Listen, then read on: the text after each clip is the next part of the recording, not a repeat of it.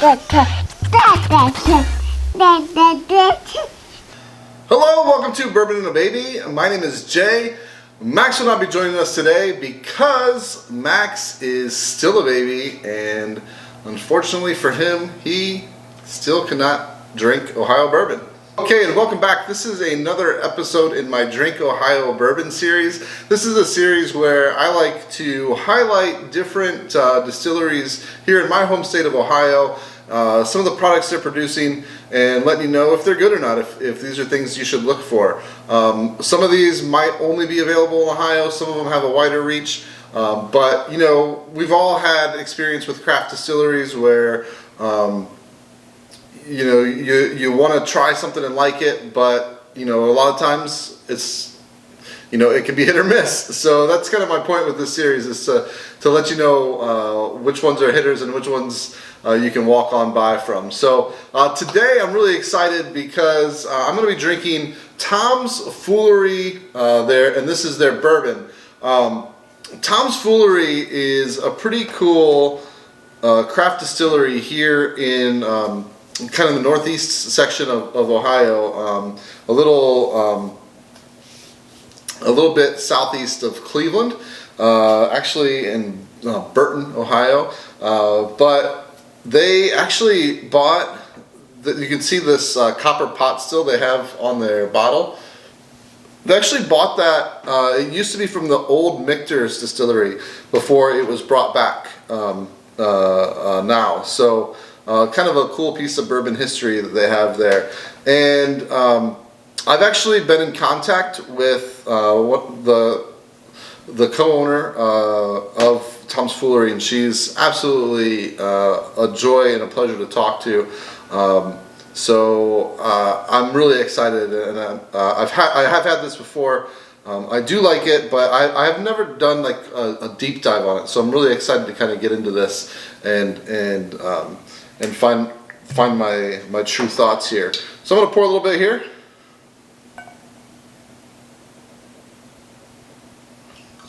So yeah, this is pot distilled, and one of the interesting things about this bourbon itself is their mash bill. They have what I would consider to be a very unique bourbon mash bill.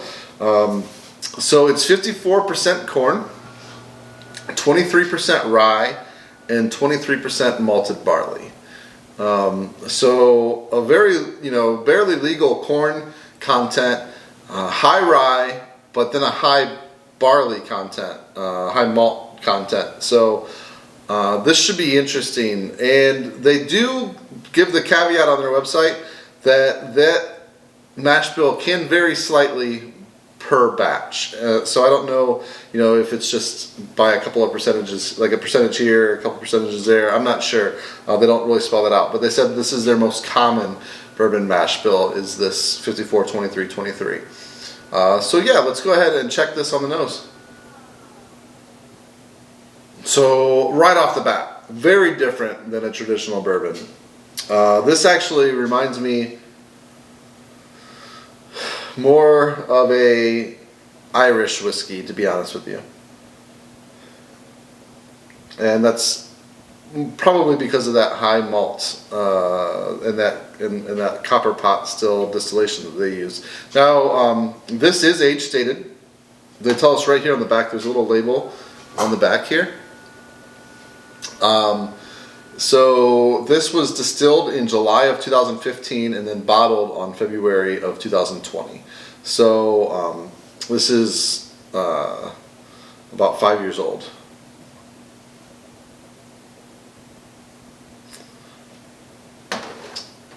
And it's also 90 proof or 45%. So yeah, I get that, definitely that high malt definitely shines through.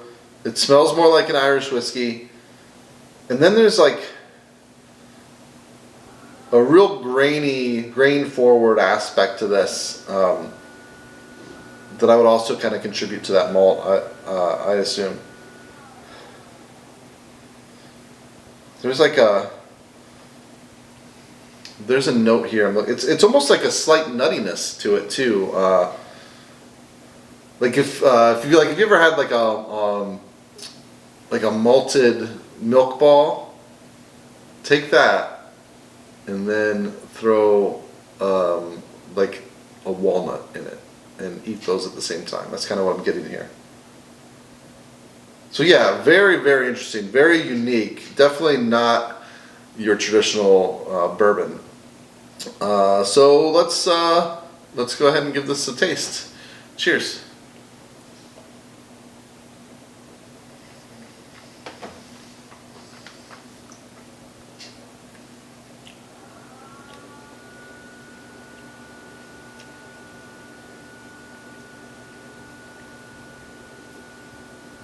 Again, that kind of graininess and maltiness really shines through. But I think I'm starting on the palate, and I did not pick this up on the nose, but on the palate, I can really start to taste that rye. That kind of comes through on the back end. There's a spiciness to it that initially I thought was heat. Like proof heat, but this is only 90 proof.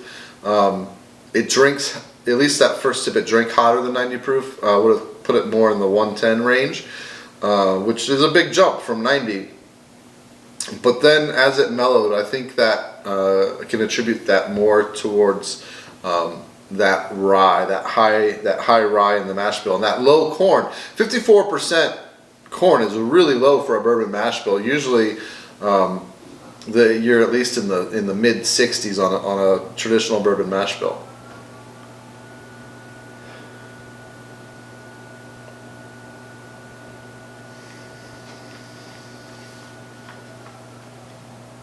And yeah, this does on the palate as well. I said on the nose it reminded me of an Irish whiskey, and I get that on the palate as well. A little sweeter than your traditional Irish whiskey, and a little spicier than your traditional Irish whiskey, but it's definitely in that vein.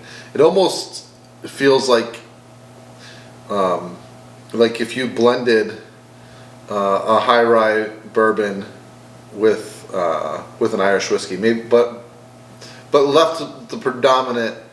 So maybe like a 70-30, 70% Irish whiskey, 30% high rye bourbon blend, and you mix those together. That's kind of what I get here. So yeah, it's interesting. It's not your everyday bourbon.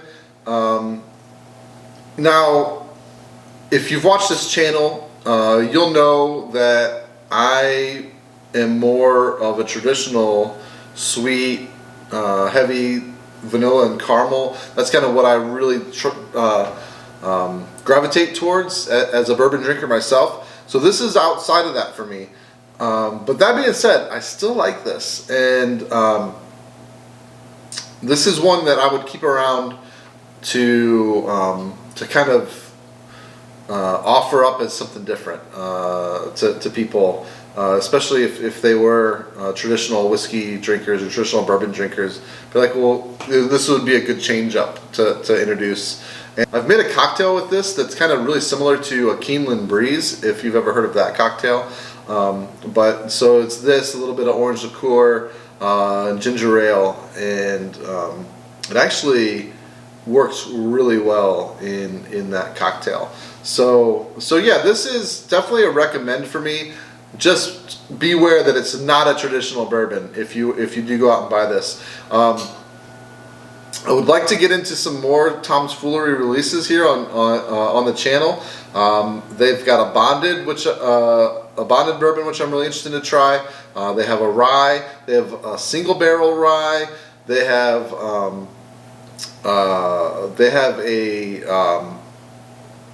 barrel proof bourbon that I'm really interested in. So I'm gonna have to kind of do a deeper dive at some point into the Tom's Foolery lineup, because it's definitely cool and interesting what they're doing there. And they're a really small operation, mostly family run. So you got to kind of appreciate that aspect as well. All right, so that is Tom's Foolery Bourbon. Thanks a lot for watching. If you haven't already, please give this video a thumbs up and subscribe to the channel. That would help me out a lot. You can follow Max and myself on Facebook, Instagram, and Twitter. We're at Bourbon and a Baby on all of those platforms. And last but not least, you can find some Bourbon and a Baby merchandise like this Drink Ohio Bourbon shirt that I'm wearing right now at our Shop on Spreadshirt. I'll throw the link in the description below. Cheers.